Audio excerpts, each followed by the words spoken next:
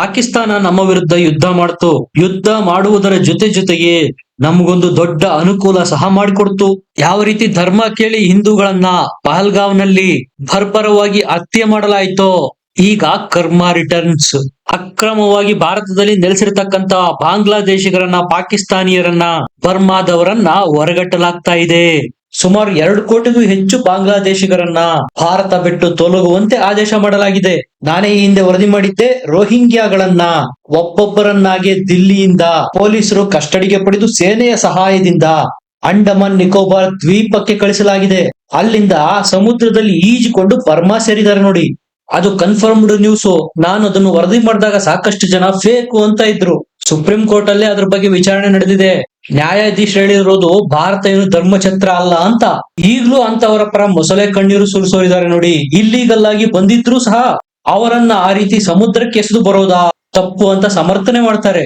ಸುಮಾರು 2 ಕೋಟಿ ಬಾಂಗ್ಲಾದೇಶಿಗರನ್ನ ಗುರುತಿಸಲಾಗಿದೆ. ಅವರನ್ನ ದೇಶ ಬಿಡೋದಿಕ್ಕೆ, ದೇಶದಿಂದ ಹೊರಗಟ್ಟೋದಿಕ್ಕೆ ಈಗಾಗಲೇ ಮೋದಿ ಸರ್ಕಾರ ಕ್ರಮ ಕೈಗೊಂಡಿದೆ. ನಮ್ಮ ದೇಶದವರಾಗಿದ್ರೆ ನಾಗರಿಕತ್ವ ಸಾಬೀತು ಮಾಡ್ಬೇಕಾಗತ್ತೆ. ಆಧಾರ್ ಕಾರ್ಡ್, ವೋಟರ್ ಐಡಿ, ಅದೇನೇನಿದೆ ಕಾಗದ ಪತ್ರ ಎಲ್ಲವನ್ನು ತೋರಿಸಬೇಕು. ಒಂದು ವೇಳೆ ಅಕ್ರಮವಾಗಿ ಭಾರತದಲ್ಲಿ ನೆಲೆಸಿರೋದೇ ಆದ್ರೆ ಮುಖಾಮುಲಾಜು ನೋಡದೆ ಹೊರಗಟ್ಟಲಾಗುವುದು. ಹಾಗಾದ್ರೆ ಈ ವಿಚಾರದಲ್ಲಿ ಸುಪ್ರೀಂ ಕೋರ್ಟ್ ಅಥವಾ ನ್ಯಾಯಾಲಯ ಅಡ್ಡ ಬರುವ ಚಾನ್ಸಸ್ ಇದೆಯಾ? ಎಲ್ಲದರ ಬಗ್ಗೆ ಮಾಹಿತಿ ಕೊಡ್ತೀನಿ. ಮಹಾರಾಷ್ಟ್ರದಲ್ಲಿ ಈಗಾಗಲೇ ಕಾರ್ಯಾಚರಣೆ ಶುರುವಾಗಿದೆ. ಕೇಂದ್ರ ಸರ್ಕಾರ 30 ದಿನಗಳ ಡೆಡ್ ಲೈನ್ ಕೊಟ್ಟಿದೆ. ಯಾರೆಲ್ಲ ಮಹಾರಾಷ್ಟ್ರದಲ್ಲಿ ಅಕ್ರಮವಾಗಿ ಬಾಂಗ್ಲಾದೇಶದಿಂದ ಮತ್ತು ಮಯನ್ಮಾರಿನಿಂದ ಬಂದು ನೆಲೆಸಿದಾರೋ ಅವರಿಗೆ ಜಾಗ ಖಾಲಿ ಮಾಡುವಂತೆ ಆದೇಶ ಸಹ ಹೋಗಿದೆ. ನೀವೇ ನೋಡಿ, ಬಾಂಗ್ಲಾದೇಶ ಮತ್ತು ಮಯನ್ಮಾರ್ನ ಅಕ್ರಮ ವಲಸಿಗರಿಗೆ ಆಧಾರ್ ಕಾರ್ಡ್ ಸಿಗುತ್ತೆ. ಇದನ್ನ ಮಾಡಿಸ್ಕೊಡೋದಾದ್ರೂ ಯಾರು? ವ್ಯವಸ್ಥೆ ಎಷ್ಟು ಕೆಟ್ಟೋಗಿದೆ ಅನ್ನೋದಕ್ಕೆ ಇದೊಂದು ಸ್ಪಷ್ಟ ಉದಾಹರಣೆ. ಇವರಿಗೆಲ್ಲ ಸಂರಕ್ಷಣೆ ಕೊಡ್ತಾ ಇರೋರು ಯಾರು? ಭಾರತದ ರಾಜಕೀಯ ಪಕ್ಷಗಳೇ.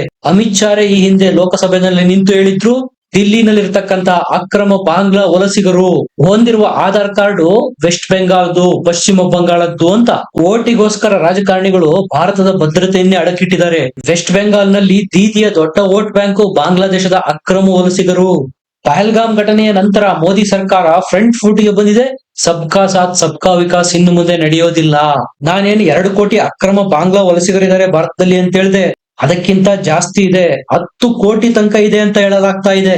ಹಾಗಾಗಿ ಕೇಂದ್ರ ಸರ್ಕಾರ ಈಗಾಗಲೇ ಎಲ್ಲಾ ರಾಜ್ಯ ಸರ್ಕಾರಗಳಿಗೂ ಆದೇಶ ಕೊಟ್ಟಿದೆ. ಯಾರೆಲ್ಲ ಅಕ್ರಮವಾಗಿದಾರೋ ಅವರ ಡಾಕ್ಯುಮೆಂಟ್ಸ್ ಚೆಕ್ ಮಾಡಿ ರಿಪೋರ್ಟ್ ಕೊಡಿ ಅಂತ ಡೆಡ್ ಲೈನ್ ಕೊಟ್ಟಿದೆ 30 ದಿನಗಳ. ವೆಸ್ಟ್ ಬೆಂಗಾಲ್ ನ ಎಕ್ಸಾಂಪಲ್ ತೆಗೆದುಕೊಳ್ಳಿ. ಡೆಮೋಗ್ರಫಿ ಅಲ್ಲಿ ಕಂಪ್ಲೀಟ್ ಆಗಿ ಚೇಂಜ್ ಆಗ್ತಾ ಇದೆ. ರಾಜ್ಯ ಸರ್ಕಾರದ ಆಸರೆ ಇಲ್ಲದೆ ಇಷ್ಟೆಲ್ಲ ನಡೆಯೋದಕ್ಕೆ ಸಾಧ್ಯನಾ? ನೀವೇ ಹೇಳಿ. ಭಾರತದ ಆಧಾರ್ ಕಾರ್ಡ್ ನ ಅಕ್ರಮ ಬಾಂಗ್ಲಾದೇಶಿಗರು ಈಸಿಯಾಗಿ ಮಾಡಿಸ್ತಾರೆ ಅಂದ್ರೆ ಕೊಮ್ಮಕ್ಕು ಯಾರದ್ದು? ಮಮತಾ ಬ್ಯಾನರ್ಜಿ ಅವರು ಬಹಳ ದಿವಸ ಸರ್ಕಾರ ನಡೆಸೋದಕ್ಕೆ ಸಾಧ್ಯ ಇಲ್ಲ. ಈಗಾಗಲೇ ವೆಸ್ಟ್ ಬೆಂಗಾಲ್ ನಲ್ಲಿ ಜನ ಆಕ್ರೋಶಗೊಂಡಿದ್ದಾರೆ. ಅಕ್ರಮ ವಲಸಿಗರು ಮಾಡೋದೇನು?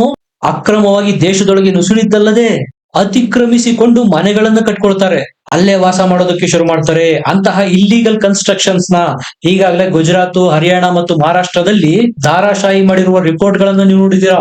ಇದು ಬಿಜೆಪಿ ಆಳ್ವಿಕೆಯ ರಾಜ್ಯಗಳಲ್ಲಿ ನಡೀತಾ ಇರೋದು. ಕಾಂಗ್ರೆಸ್ ಅಥವಾ ಇಂಡಿ ಮೈತ್ರಿಕೂಟದ ಆಳ್ವಿಕೆ ಇರುವ ರಾಜ್ಯಗಳಲ್ಲಿ ಇದನ್ನ ಎಕ್ಸ್ಪೆಕ್ಟ್ ಮಾಡೋದಕ್ಕೆ ಸಾಧ್ಯನಾ?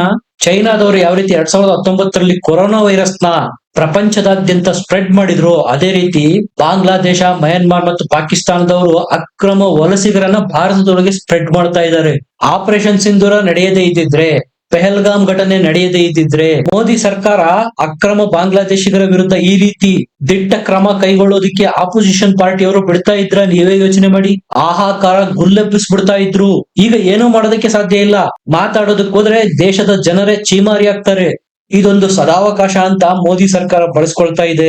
ಹಾಗಾಗಿ ನಾನು ಹೇಳಿದ್ದು, 2 ಕೋಟಿ ಬಾಂಗ್ಲಾದ ಅಕ್ರಮ ವಲಸಿಗರನ್ನ ಗುರುತು ಮಾಡಲಾಗಿದೆ. ಈಗೇನಾದ್ರೂ ಕಾಂಗ್ರೆಸ್ನವರು ಅಥವಾ ಅದರ ಮಿತ್ರ ಪಕ್ಷದವರು ಅಕ್ರಮ ವಲಸಿಗರ ರಕ್ಷಣೆಗೆ ಮುಂದಾದ್ರೆ ದೇಶದ ಜನರೇ ತಕ್ಕ ಪಾಠ ಕಲಿಸ್ತಾರೆ. ಪೆಹಲ್ಗಾಮ್ ನಲ್ಲಿ ಆಗಿದ್ದೇನು ಕಡಿಮೆನಾ? ಇನ್ನು ಎಷ್ಟು ದಿವಸ ಅಂತ ಇವರ ಸಂರಕ್ಷಣೆಗೆ ನಿಲ್ತೀರಾ ಅಂತ. ಹಾಗಾಗಿ ನಾನು ಹೇಳಿದ್ದು, ಅಕ್ರಮ ಬಾಂಗ್ಲಾ ವಲಸಿಗರನ್ನ ಮೋದಿ ಸರ್ಕಾರ ಡಿಪೋರ್ಟ್ ಮಾಡ್ತಾ ಇದ್ರು ಏನು ಮಾಡದ ಪರಿಸ್ಥಿತಿ ಇದೆ ವಿರೋಧ ಪಕ್ಷಗಳಿಗೆ. ಇದು ಮೋದಿ ಅವರ ಮಾಸ್ಟರ್ ಸ್ಟ್ರೋಕ್. ಕೆಲವರು ಕೇಳ್ತಾರೆ, 150 ಕೋಟಿ ಜನಸಂಖ್ಯೆ ಇದೆ ಭಾರತದಲ್ಲಿ, 2 ಕೋಟಿ ಅಕ್ರಮ ಬಾಂಗ್ಲಾ ವಲಸಿಗರು ಏನ್ ಮಾಡ್ತಾರೆ ಅಂತ. ಏನ್ ಸಮಸ್ಯೆ ಆಗುತ್ತೆ ಹೇಳ್ತೀನಿ ಕೇಳಿ. ನಮ್ಮ ಹೆಲ್ತ್ ಕೇರ್ ಸರ್ವಿಸ್ ಮೇಲೆ, ನಮ್ಮ ಎಜುಕೇಶನ್ ಸಿಸ್ಟಮ್ ಮೇಲೆ, ಬಡವರಿಗೇನು ಸರ್ಕಾರದಿಂದ ಸಬ್ಸಿಡಿ ಹೋಗುತ್ತೆ ಅದರ ಮೇಲೆ, ಬಡ ಬಗ್ಗರಿಗೆ ಏನು ಸರ್ಕಾರದಿಂದ ಫ್ರೀ ರೇಷನ್ ಹೋಗುತ್ತೆ, ಫ್ರೀ ವಿದ್ಯುತ್ ಸೌಕರ್ಯ ಇದೆ, ಅದೆಲ್ಲವನ್ನು ಅವರು ಬಳಸೋದಕ್ಕೆ ಶುರು ಮಾಡ್ತಾರೆ.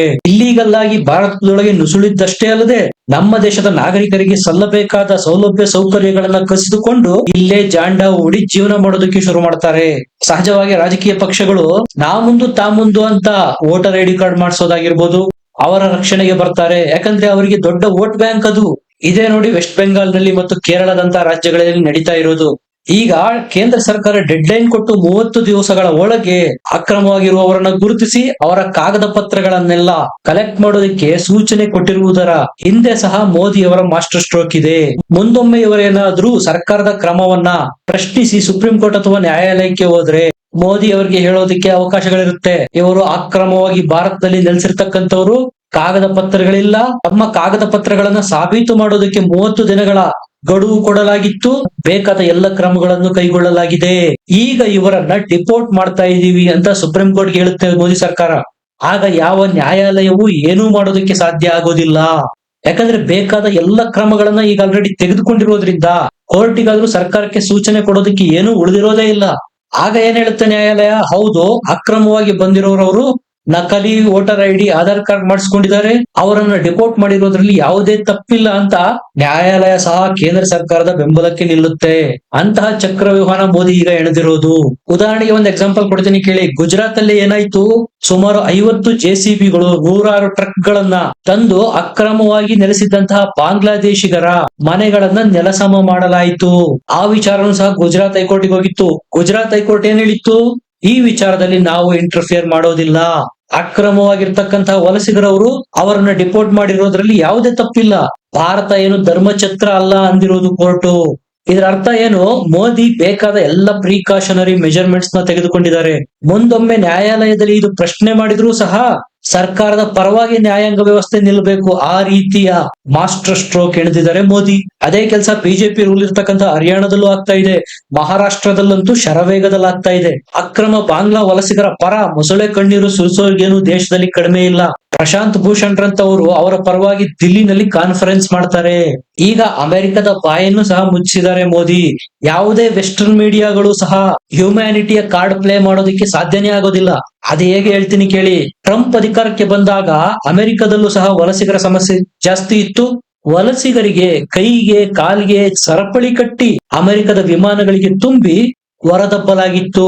ಈ ರೀತಿ ಭಾರತಕ್ಕೂ ಸಹ 106 ಜನ ಬಂದಿದ್ರು, ಪಂಜಾಬ್ ಅಲ್ಲಿ ಇಳಿದಿದ್ರು. ಆಗ ಮೋದಿ ಅವರು ಒಂದ್ ಮಾತಾದ್ರೂ ಹೇಳಿದ್ರ? ಇಲ್ಲ. ತಪ್ಪಿದ್ದು ಅಕ್ರಮವಾಗಿ ಅಮೆರಿಕ ಪ್ರವೇಶ ಮಾಡಿದವರದ್ದು. ಅದಕ್ಕೆ ಭಾರತ ಯಾವುದೇ ವಿರೋಧ ವ್ಯಕ್ತ ಮಾಡೋದಕ್ಕೆ ಹೋಗ್ಲಿಲ್ಲ. ಈಗೇನಾದ್ರೂ ಅಮೆರಿಕದವರು ಭಾರತದ ವಿಚಾರದಲ್ಲಿ ನಾವೇನ್ ಡಿಪೋರ್ಟ್ ಮಾಡೋದಕ್ಕೆ ಹೊರಟಿದೀವಿ 2 ಕೋಟಿ ಅಕ್ರಮ ಬಾಂಗ್ಲಾ ವಲಸಿಗರು, ಈ ವಿಚಾರದಲ್ಲಿ ಏನಾದ್ರೂ ಮೂಗು ತೋರಿಸೋದಕ್ಕೆ ಬಂದ್ರೆ ಆ ಕಡೆನೆ ಬೊಟ್ಟು ಮಾಡಿ ತೋರಿಸಬಹುದು. ಯಾವ ಮುಖ ಇಟ್ಕೊಂಡು ವೆಸ್ಟರ್ನ್ ಮೀಡಿಯಾದವರು ಅಥವಾ ಅಮೆರಿಕದವರು ಲೆಫ್ಟ್ ಲಿಬರಲ್ಗಳು ಭಾರತವನ್ನು ಪ್ರಶ್ನೆ ಮಾಡ್ತಾರೆ? ಅದೇಗೆ ನೀವು ಅಕ್ರಮ ಬಾಂಗ್ಲಾ ವಲಸಿಗರನ್ನ ಡಿಪೋರ್ಟ್ ಮಾಡ್ತೀರಾ ಅಂತ? ಇದೆಲ್ಲ ಮೋದಿ ಕೊಡ್ತಾ ಇರೋ ಮಾಸ್ಟರ್ ಸ್ಟ್ರೋಕ್ ಅಲ್ಲದೆ ಮತ್ತೇನು? ನೀವು ನಿಮ್ಮ ದೇಶದಲ್ಲಿ ಇರ್ತಕ್ಕಂತಹ ಅಕ್ರಮ ವಲಸಿಗರನ್ನ ಕೈಗೆ ಕಾಲಿಗೆ ಚೈನ್ ಕಟ್ಟಿ ವಿಮಾನ ಹತ್ತಿಸಿ ಗಡಿಪಾರು ಮಾಡಬಹುದು. ಅದೇ ನಮ್ಮ ದೇಶದಲ್ಲಿರುವ ಅಕ್ರಮ ವಲಸಿಗರಿಗೆ ಮಾಡಿದ್ರೆ ಪ್ರಶ್ನೆ ಕೇಳ್ತೀರಾ? ನಿಮಗೆ ಯಾಕೆ ನೋವಾಗ್ಬೇಕು ಅಂತ ಭಾರತ ತಿರುಗಿ ಪ್ರಶ್ನೆ ಕೇಳುತ್ತೆ. ಆಗ ಅಂದ್ರೆ ವೆಸ್ಟರ್ನ್ ಲಾಬಿ ಸಹ ಅಕ್ರಮವಾಗಿ ಭಾರತದಲ್ಲಿ ನೆಲೆಸಿರುವಂತಹವರ ಪರವಾಗಿ ಧ್ವನಿ ಎತ್ತಬಾರದು. ಹಂಗ್ ಮಾಡಿರೋದು ಮೋದಿ. ನಿಮಗೇನನ್ಸುತ್ತೆ? ಕಮೆಂಟ್ ಮಾಡಿ, ಲೈಕ್ ಮಾಡಿ, ಚಾನಲ್ ನ ಸಬ್ಸ್ಕ್ರೈಬ್ ಮಾಡಿ. ಮತ್ತೆ ಸಿಗೋಣ. ನಮಸ್ಕಾರ.